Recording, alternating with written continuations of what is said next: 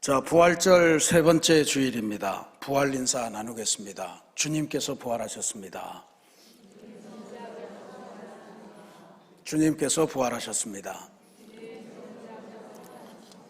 네, 주님께서 부활하셨습니다. 그분은 진짜로 살아나셨습니다. 이 인사가 그냥 안녕하십니까 정도의 인사가 되지 않기를 바라고요. 특별히 이 인사가 여러분 모두의 삶에 큰 변화, 새로운 긍정적인 변화를 이루시는 그런 인사가 되시기를 부탁드립니다. 특별히 주님의 부활의 기쁨이, 주님 부활의 소식이 여러분의 삶에 기쁨이 되기를 바라고요. 두 번째는 주님 부활의 소식이 여러분의 삶에 큰 능력이 되기를 기도드리겠습니다. 그래서 부활의 기쁨과 능력이 여러분의 삶을 새로운 차원으로 인도하고 변화시키는 귀한 역사를 체험하기를 기도드립니다. 오늘 우리가 귀한 하나님의 말씀을 봉독했습니다. 이 성경 본문은 아마 부활 이야기 중에서도 가장 극적이고도 가장 아름다운 정경이 연상되는 그러한 대단히 감동적인 그런 내용 중에 하나죠. 일단 이게 12제자들이 경험한 이야기가 아닙니다. 12제자 이외의 사람들, 우리하고는 좀 더 가깝겠죠.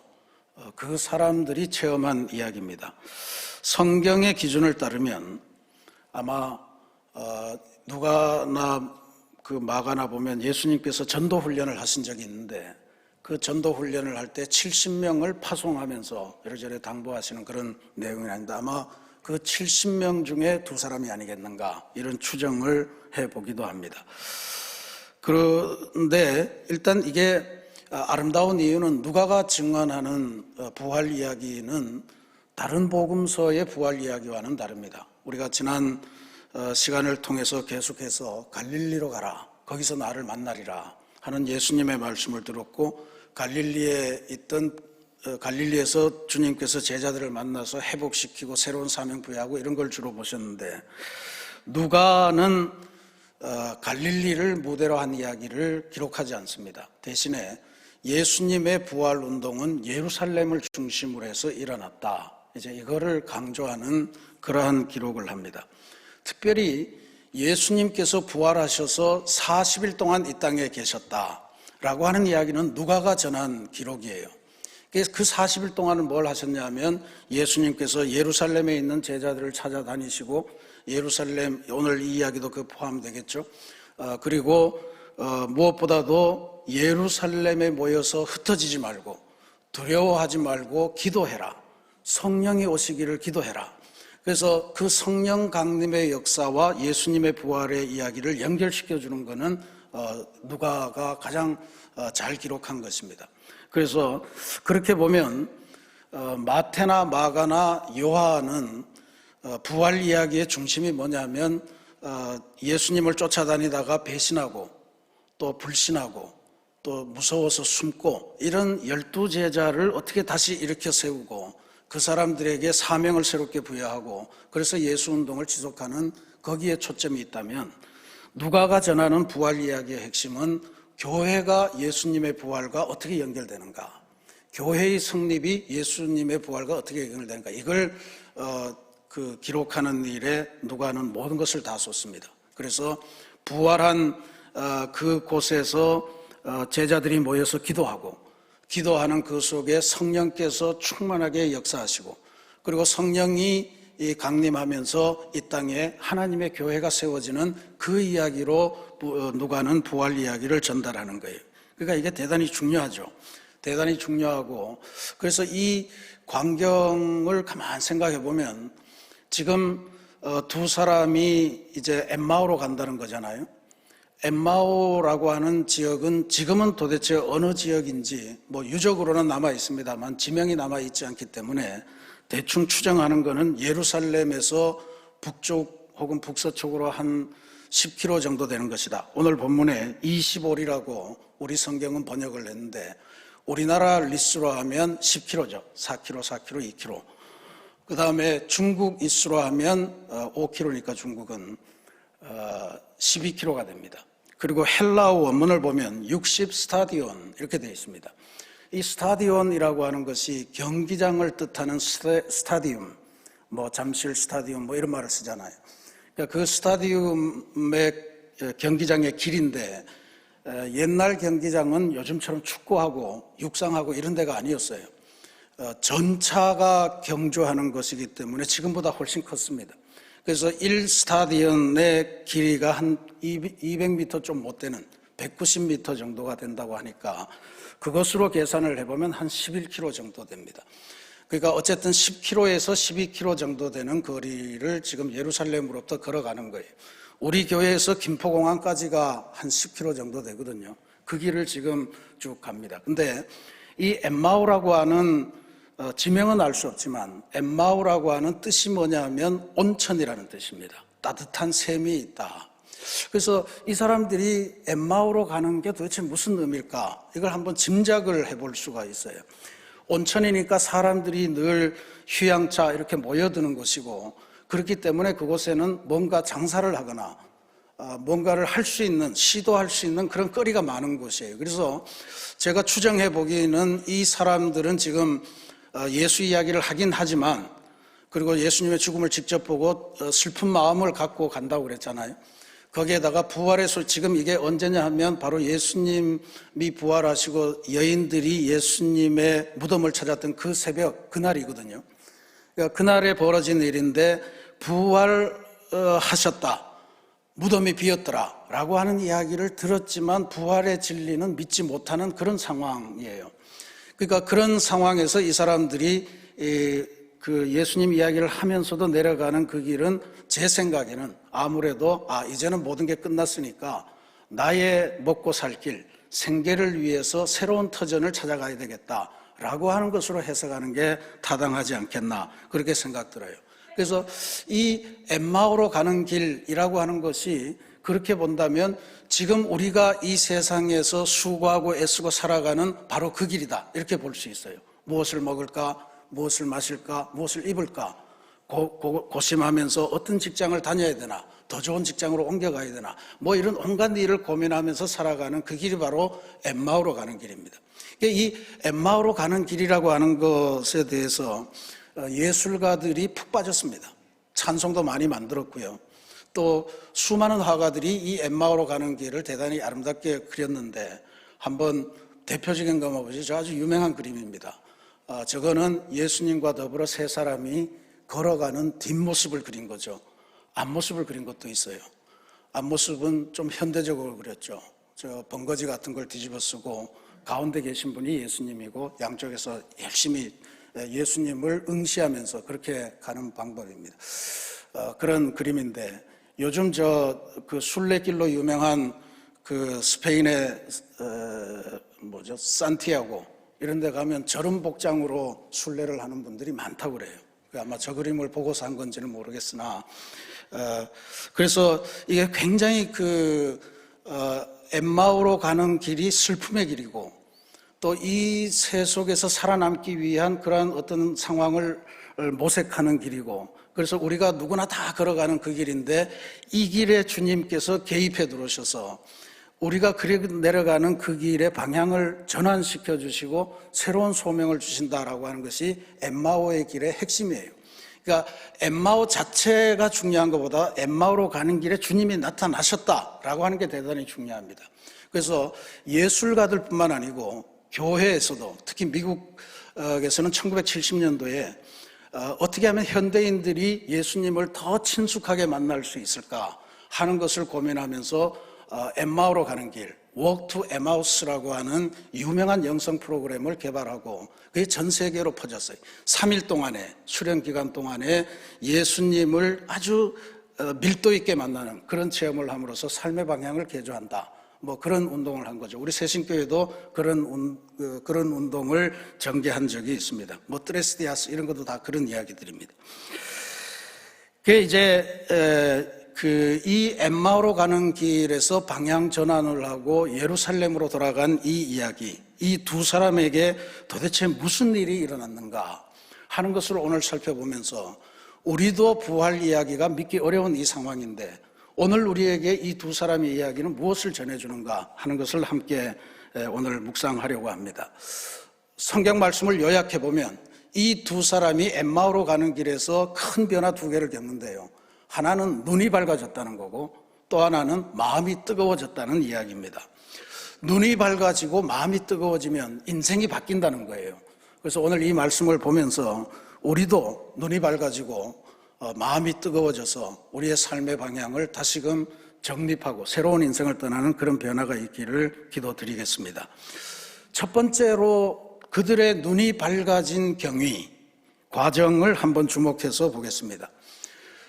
처음에 이들은 아주 신기하게도 헤어진 지가 짧게는 3일 또 그렇잖아요. 근데 신기하게도 이 사람들은 예수님이 바로 눈앞에 와 있는데도 알아보지 못하고 있는 신기한 광경을 보여줍니다. 16절 말씀에 그 원인을 쓰는데 그들의 눈이 가리워져서 그인 줄 알아보지 못하거늘 그렇게 쓰고 있습니다.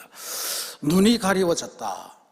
이거는 맹인이라는 이야기가 아닙니다. 시력은 있는데 시력을 갖고 보는데 그게 뭔지를 제대로 못 보는 그런 상황을 의미합니다. 여러 가지 원인이 있을 거예요. 아마 장사를 해야 되기 때문에 그것에 온 신경이 가 있어서 눈앞에 뭐가 전개되는지를 관심 없이 그냥 이렇게 쳐다보는 거일 수 있고요. 아니면 마음에 절망이 가득하기 때문에 뭐도 눈에 들어오지 않는 그런 상황이라고도 볼 수가 있을 겁니다. 근데 어쨌든 알아보지 못했다. 여기 알아보다라고 하는 이 단어 에피키노스코라고 하는 이 단어인데 우리가 현대 학문에서 소위 인식론 이런 거 있어요. 사물을 어떻게 인식할 건가, 에피스테몰로지 이런 단어를 쓰거든요. 바로 그 단어가 파생된 겁니다. 이게 그냥 보다, 눈이 있으니까 보다, 사물을 보다 이런 이야기가 아니고 굳이 번역하자면 우리말에 그런 표현들 많이 쓰죠. 보다라고 하는 거를 체험하다는 것으로 이해하는 그런 단어가 많습니다. 먹어보다, 만나보다 이런 거 있죠. 그러니까 이 알아보다라고 하는 거는 단순히 눈으로 본다는 것이 아니고 내가 직접 체험을 하면서 그걸 알게 된다라고 하는 것을 의미해요. 그러니까 지금 여기에서 이 제자들이 예수님이 바로 옆에 왔는데도 알아보지 못하는 것, 예수님하고의 관계가 형성이 안 됐다 이런 이야기예요.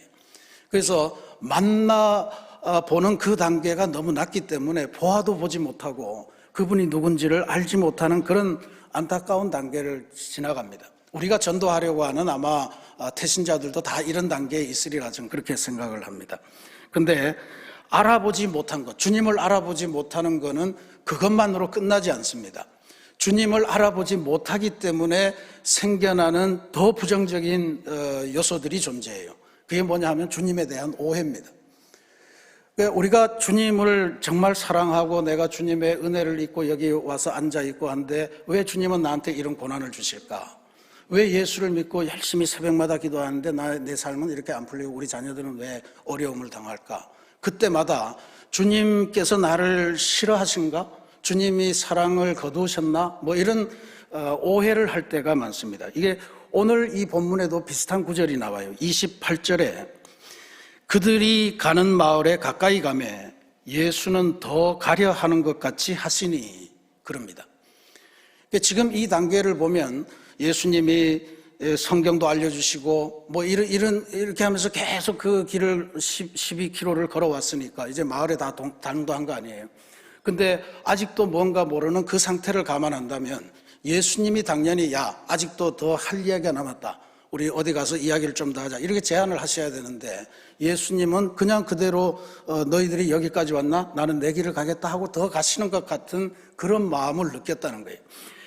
많은 그리스도인들이 성경의 이 부분을 읽으면서 시험에 많이 든다고 그래요. 예수님은 왜 내 삶에 직접 들어와서 직접 바꿔주시고 그 옛날에는 시각장애인도 많이 고쳐주셨는데 내가 눈을 뻔히 뜨고도 못 보는 이건 왜 안 고쳐주셨을까? 그리고 왜 모른 척하고 그냥 가시려고 하실까? 예수님이 그렇게 매정한 분이시란 말인가? 이런 오해를 할 수 있다. 이게 주님을 제대로 알아보지 못하기 때문에 생기는 그 오해요, 그 부작용입니다. 실제로 주님은 어떤 분이셨습니까? 거듭해서 내가 절대로 너희를 고아처럼 홀로 내버려 두지 않겠다. 약속하셨고 죽음까지도 감수하면서 우리들을 돌보아 주신 그 주님 아니세요? 그러니까 제자들을 두고 떠나시려고 하는 이 태도, 이거는 주님의 본 마음이 아닌 것으로 봐야 됩니다. 오히려 주님께서 제자들에게 지금까지 이야기를 했으니 이제는 너희들이 나를 붙들어서 다시 한번 나와 더불어 새로운 관계를 형성하자꾸나, 진짜로 알아보고 진짜로 만나보고 진짜로 예수님의 진면목을 체험하는 그 시간을 이제부터는 너희들이 적극적으로 나서서 만들려무나 하는 주님의 교육 방식이다. 저는 그렇게 해석을 하고 싶습니다. 그러니까 우리가 적극적으로 나서서 주님을 붙드는 행위, 이게 우리 신앙생활에 중요한 거죠. 근데 놀랍게도 그게 지금 이 사람들이 그렇게 하고 있는 거예요. 29절에 보면 그들이 강권하여 이르되, 강권했다고 그랬습니다. 강제로 권했다 이런 이야기죠. 우리와 함께 유하사이다. 때가 저물어 가고 날이 이미 기울었나이다. 우리와 함께 오늘 밤에 같이 머무르십시다. 그리고 때가 저물어 가고 날이 이미 기울었습니다. 저는 이게 그냥 지금 해가 졌습니다 라고 한 이야기로만 들리지 않아요. 우리 인생이 여전히 슬프고 우리 인생의 슬픔이 아주 극한 데까지 가고 있고 우리는 굉장히 깊은 어둠에 침잠할 수밖에 없는 그런 상황입니다. 우리를 살려주십시오라고 하는 그런 말로 들립니다. 우리 인생의 때가 저물어가고 한때 꿈꾸었던 예수님과 함께 이루는 하나님 나라에 대한 성공, 신화, 꿈 이런 것들이 다 기울어가는 것처럼 보이는 그런 상황을 묘사한 것이라고 봅니다. 그런데 그런 상황에서 이들이 한 것은 그들에게 말씀을 풀어주시는 그 주님을 확 잡은 거예요. 확 들여잡고 적극적으로 예수님을 그들의 삶으로 끌어들이는 역할을 합니다. 예수님은 슬그머니 끼어드셨는데 이제는 제자들이 적극적으로 잡고 문제를 해결하고자 하는 거예요. 놀라운 거는 붙잡으니까 예수님이 붙잡히세요. 우리가 초대하니까 예수님께서 초대에 응하십니다. 우리와 함께 머무시며 그리고 우리의 눈을 밝게 하시고 새로운 미래를 향해 나아가도록 이끌어 주시는 그러한 은혜를 베푸십니다. 그러니까 우리와 함께 유하사이다. 때가 저물어가고 날이 이미 기울었나이다 했더니 예수님의 행동입니다. 이에 그들과 함께 유하로 들어가시니라. 주님이 우리의 초대를 받아들이시는 거예요. 그리고 나서 놀라운 일을 행하십니다. 30절에서 31절인데 그들과 함께 음식 잡수실 때에 떡을 가지사 축사하시고 떼어 그들에게 주시니 그들의 눈이 밝아져 그인 줄 알아보더니, 드디어 주님을 알아보기 시작한 겁니다. 주님과 더불어 친교하면서 적극적으로 관계를 형성하고 주님을 알아보게 되는 그 역사가 나타난 거예요. 여러분, 눈이 밝아진다는 게 뭐겠습니까? 세상을 보는 눈이 달라진다는 거 아니에요. 지금까지 이 사람들은 뭔 눈을 봤습니까? 로마 당국이 예수님을 처형했고 예수님은 죽었고 부활했다고 하지만 본 사람은 없고 무덤은 비었고 뭐 진실인지도 모르겠고 그 세상의 논리를 따라서 그렇게 절망하면서 살아가는 거예요. 근데 눈이 밝아져서 다시 보니까 이 사람들이 예루살렘으로 방향을 턴하잖아요. 엠마오로 가는 길이 필요 없어진 거예요. 눈이 밝아졌기 때문에 이제는 세상이 던져주는 뉴스가 아니라 하나님의 능력에 기대어서 다시 한번 일어서 가자라고 하는 이 마음이 그들 속에서 불타올랐습니다. 그게 눈이 밝아진 것의 가장 중요한 역사입니다. 우리가 세상을 살아가면서 세상의 뉴스, 세상의 평가에 맡기고 살 거냐, 아니면 우리를 고아처럼 내버려 두지 않으시는 하나님의 사랑, 하나님의 능력에 맡겨두고 살 거냐, 어느 것이 더 낫겠습니까? 당연히 부활의 주님을 만나서 눈을 새롭게 뜨는 그런 역사가 있어서 하나님의 능력에 의존해서 살아가는 그러한 성도들이 되시기를 바랍니다. 그 다음에 마음이 뜨거워진 경험입니다. 32절에 길에서 우리에게 말씀하시고 우리에게 성경을 풀어주실 때에 우리 속에서 마음이 뜨겁지 아니하더냐, 그렇게 나와요. 한참 주님께서 말씀하실 때는 전혀 몰랐는데 이제 주님이 사라졌죠. 사라지고 나니까 갑자기 마음이 뜨거워졌던 순간이 있었음이 기억났습니다. 그게 언제였냐면 길에서 그분이 우리에게 말씀하시고 그리고 우리에게 성경을 풀어주실 때였다 그랬습니다. 신앙생활에서 말씀을 배운다는 것이 이렇게 중요합니다. 그냥 설교만 듣고 사는 게, 예배만 참석하고 사는 게 신앙생활이 아니죠. 그러니까 이렇게 보면 지금 주님께서 제자들과 이 엠마오 가는 길에서 했던 이 과정을 보면 떡을 떼어서 나눠주시는 것, 이게 최후의 만찬 때도 하셨고 오병이어 때도 하셨던 일이죠. 주님께서 떡을 떼어주시는 것, 우리 개신교는 약하지만 원래 예배는 성찬식입니다. 그러니까 주님께서 떡을 떼어주신 것은 주님을 만나는 예배를 상징하는 그러한 표시다, 이렇게 보시면 돼요. 예배. 그 다음에 주님께서 말씀하시고 성경을 풀어주시는 것, 그건 우리가 말씀 공부를 하는 것이에요. 그러니까 우리 신앙생활의 가장 중요한 두 가지는 바로 예배와 말씀 공부 아니겠습니까? 그걸 지금 이야기하는 거라고 봅니다. 그런데 여기에서 누가는 굉장히 신기한 일을 하는데, 우리 성경은 전혀 다른 맥락으로 번역이 되어 있지만 누가가 사용하는 어휘를 하나 주목할 필요가 있습니다. 누가는 눈이 밝아졌다라고 하는 데 쓴 동사하고 주님께서 말씀을 풀어주실 때에 그 풀어주시다라고 하는 단어를, 똑같은 단어를 쓰고 있어요. 눈이 밝아진 것과 말씀을 풀어주신 것이 같은 단어에서 나온 이야기인데, 그게 바로 디아노이고라고 하는 동사입니다. 이 단어는 열다, 설명하다 이런 뜻인데, 누가는 주로 여기서는 설명하다로 했지만 다른 부분에서 사용할 때는 전부 다 열다, 열리다는 의미로 전부 다 이 디아노이고라는 단어를 쓰고 있습니다. 사도행전에서, 이거 누가가 기록한 그 누가복음의 속편이라고 알려져 있죠. 사도행전에서 초대교회 7집사가 있지 않습니까? 그 중에 최초로 순교한 사람이 바로 스데반 집사인데, 스데반 집사가 순교를 당하기 직전에 하늘을 보면서 기도하고 고백하는 장면이 나오는데, 그게 사도행전 7장 56절인데 누가는 그걸 이렇게 기록합니다. 스데반이 말하되 보라, 하늘이 열리고 인자가 하나님 우편에 서신 것을 보노라. 이제 죽음이 막 임박했는데 스데반이 하늘을 쳐다보니까 하늘이 자기를 위해서 열리고 거기에 그리스도께서 하나님 우편에 좌정해 계신 것을 보고 있는 거예요. 그러니까 여기에 열리고라고 하는 것이 바로 디아노이고라고 하는 단어가 쓰인 겁니다. 열렸다, 하늘이 열렸다. 그 다음에 사도행전에 또 유럽 최초의 교회인 마게도니아의 빌립보 교회의 첫 교인이 바로 옷감 장사하던 루디아라고 하는 여인이었습니다. 이 루디아가 바울을 만나서 설교를 들으면서 회심을 하는데, 누가는 또 이걸 이렇게 기록합니다. 사도행전 16장 14절이에요. 두아디라 성의 자주장사로서 하나님을 공경하는 루디아라 하는 한 여자가 들었는데, 말씀을 들었다는 이야기죠. 들었는데 주께서 그 마음을 열어 바울의 말을 청종하게 하신지라. 루디아의 마음이 열리는 거가 바로 디아노이고라고 하는 단어를 썼습니다. 그뿐 아니고 복음서에는 예수님께서 한 번은 이중장애를 가진 분, 청각장애와 시각장애를 동시에 가진 분을 고쳐주신 적이 있어요. 이 기적을 예수님께서 에바다라고 하는 아람어로 고쳐주셨다 해서 에바다 기적이라고 부르는데, 그 에바다 기적에서 이 단어가 사용이 됩니다. 하늘을 우러러 탄식하시며 그에게 이르시되 에바다 하시니 이는 열리라는 뜻이라. 그러니까 지금 보면 누가는 이 디아노이고라고 하는 이 단어를 하늘이 열릴 때, 우리의 마음이 열릴 때, 우리의 막힌 귀와 입이 열릴 때, 눈이 열릴 때, 그걸 바로 디아노이고라고 하는 단어를 쓰고 있는 거예요. 그러니까 지금 우리가 여기서 중요한 거는 결국 예배를, 떡을 떼어주실 때 눈이 밝아졌고 디아노이고, 그 다음에 말씀을 풀어주시는 디아노이고 할 때 우리의 마음이 뜨거워졌다. 그게 뭡니까?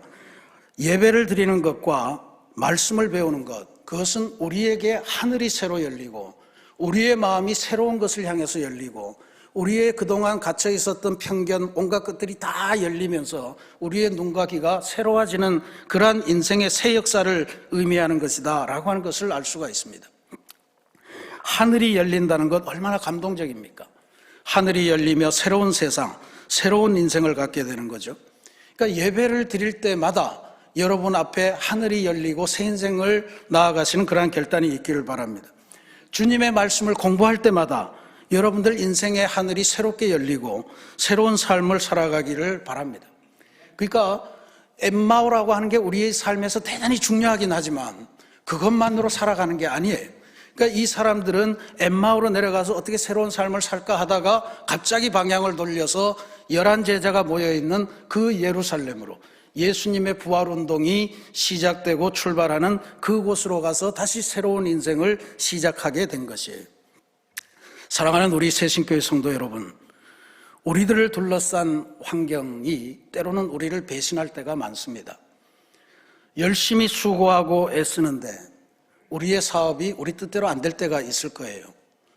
국제적인 경제 환경도 어렵게 되고 갑자기 악재가 생겨서 사업이 파탄에 이르기도 하고, 정말로 건강해서 아무런 문제가 없을 줄 알았는데 어느 날 갑자기 제 몸에 이상이 생겨나는 때도 있을 겁니다. 더 심하면 이제 얼마 못 갈지도 모릅니다 라고 하는 시한부 판정을 받을 때도 있을 겁니다.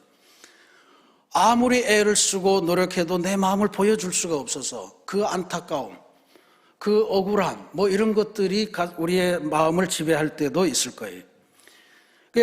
생각해 보면 도대체 뭘 내가 할 수 있을까? 모든 게 이제는 심드렁해지고 아무 곳에도 열정이 나지 않고 아무 의미도 없어 보이고 노력해봤자 그게 그걸 것 같고, 그래서 스스로 절망하면서 자포자기하는 그런 상태가 있을 겁니다. 그게 저는 전반적으로 봐서 엠마오로 가는 길이다 그렇게 봐요. 근데 엠마오에 가는 이 두 제자를 보면서 한 가지 확신은 가질 수 있습니다. 아무리 우리가 안 좋은 상황에, 절망적인 상황에 있더라도 지금 살아계셔서 내 옆에 와 계신 주님, 지금도 살아계셔서 나와 함께 동행하시는 주님, 지금도 나에게 다가오셔서 말씀을 풀어주시고 떡을 나눠주시고 예배 때마다 나를 만나주시는 그 주님의 손을 붙잡으면 우리는 어떤 어려움도 이길 수 있고 새로운 인생을 살게 된다는 뜻입니다. 우리가 어려움 속에서도 주님을 만나는 손, 그걸 놓지 않으면 우리는 패배하지 않을 겁니다. 지금 이 사람들 패배해 가고 있잖아요. 근데 놀라운 거는 이 사람들이 패배하는 그 길에서도 계속 예수 이야기를 하고 있다는 거예요. 예수 이야기를 계속하면서 믿지는 못해도, 다 알지 못해도, 다 깨닫지 못해도 그 이야기를 붙들고 있으니까 주님이 거기 개입해 들어서 뭔 이야기 하냐, 그러면서 이야기가 쫙 시작되면서 예수님과의 본격적인 관계가 형성이 되는 것입니다. 그래서 저는 이걸 보면서 우리가 물론 가장 좋은 거는 예수님을 향한 굳건한 믿음, 어떤 상황에서도 변치 않고 어떤 상황에서도 배신하지 않고 나는 오로지 주님께 다 맡겼어요 라고 하는 이 믿음이 최고겠죠. 그러나 우리가 어떻게 그렇게만 살 수 있겠습니까? 늘 의심하고 늘 배신하고 늘 안 좋으면 원망하고 이러는 존재 아니겠어요? 그럴 수는 있더라도 절대로 예수님을 우리의 마음에서조차도 완전히 배제하지 않으면, 신락 같은 줄이라도 갖고 있으면 주님께서 우리들을 찾아오셔서 우리들에게 나타나시고 우리들에게 떡을 떼어 나눠주시고 말씀을 풀어주시고 우리의 마음을 뜨겁게 하시고 우리의 눈을 밝게 하시는 그런 역사를 체험하게 된다는 것을 오늘 이 엠마오로 가는 두 제자의 삶에서 우리는 배우게 됩니다. 이 사람들이 주님을 그렇게 경험하면서 마음이 뜨거워졌다라고 했는데, 이 뜨거워진 것도요 그냥 뜨거워졌다는 게 아니고 이 나나주에 보면 이게 카이오라는 헬라어 단어인데 불태우다라는 뜻이 있어요. 한 번 살아가는 인생인데 여러분 무엇을 향해서 불태우겠습니까? 주님께서 원하시는 건 다시 한번 부활하신 주님과 더불어 이 인생을 나를 위해서, 하나님의 나라를 위해서 다시 한번 불태워보지 않겠느냐라고 하는 제안을 주신 것으로 믿습니다. 예루살렘으로 방향을 전환한 것은 바로 그 새로운 인생을 내 삶으로 여기고 내가 이제부터는 다시 한번 일어나서 주님과 더불어 살아가리라 라고 하는 그 의지를 불태우는 것으로 믿습니다. 그러니 부활절기에 우리들이 중요하게 해야 될 것은 예배의 능력, 말씀의 능력을 회복하는 것인 줄로 믿습니다. 예배를 통해, 말씀 공부를 통해 우리가 확인하는 것이 있죠. 그걸 할 때는 언제나 예수님이 우리 삶에 끼어들어와시고 뭘 하고 있냐, 뭔 이야기를 하고 있냐 물어주시고, 그리고 우리에게 다가오셔서 떡을 나눠주시고 만나주시고 말씀을 풀어주시고 우리의 마음을 뜨겁게 해주시고 우리의 눈을 밝히시고 새로운 인생을 갈 수 있도록 힘주시고 방향을 제시해 주신다라고 하는 사실입니다. 이 위대한 진리 속에서 부활의 절기가 여러분들의 삶의 새로운 출발점이 되기를 바라고요. 아울러 이 위대한 진리를 이웃들에게 전해주시면서 부활의 증인으로서 새로운 삶을 마음껏 불태우시는 그러한 은총의 부활절기가 되시기를 주님의 이름으로 축원합니다. 같이 기도하겠습니다.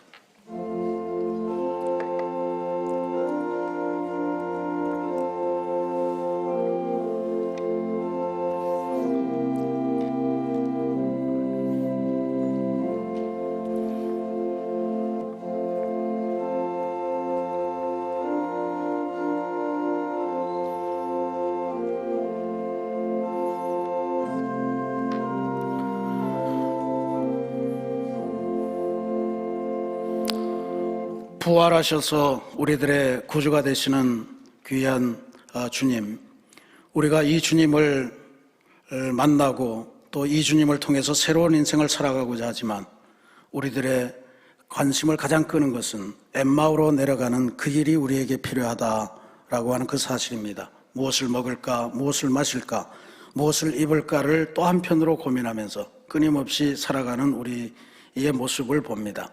하나님, 그러나 우리가 비록 절망했고 우리가 정말 아무것도 할 수 없을 것 같은 그런 무력감에 쌓여 있을지라도 예수 이야기를 놓지 않고 하던 그 제자들에게 주님께서 슬그머니 다가오셔서 관계를 형성하시고 떡을 떼어주심으로 눈을 밝히시고 또 말씀을 풀어주시며 마음을 뜨겁게 하시고 그래서 엠마오로 내려가던 그 길을 다시 방향을 틀어서 예루살렘 부활의 증인 예수의 부활운동에 참여하는 새 인생으로 만들어주시는 과정을 보았습니다. 하나님, 오늘 우리들도 우리의 인생을 불태울 그러한 새로운 목표를 이 부활절기에 발견하게 도와주시옵시고 주님과 더불어 주님의 나라를 이루기 위해 다시 한번 우리의 일생을 결단하는 위대한 부활절기 되도록 인도하여 주옵소서. 예수님의 이름으로 기도합니다. 아멘.